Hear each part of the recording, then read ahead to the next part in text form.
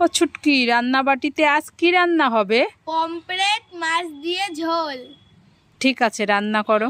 এই দেখো তেলটা দেয়া আছে। হ্যাঁ, আর মাছটা ভাজা। হ্যাঁ ঠিক আছে, দিয়ে দাও জিরে। জিরে দিয়ে দেবো। এই দেখো জিরে দিয়ে দিচ্ছি। হ্যাঁ, তারপর সব দিয়ে দাও, আলু, লঙ্কা, হলুদ, জিরে, লবণ। হ্যাঁ, সব একসাথে দিয়ে নাড়াচাড়া করো। তারপর একটু জল দিয়ে দাও।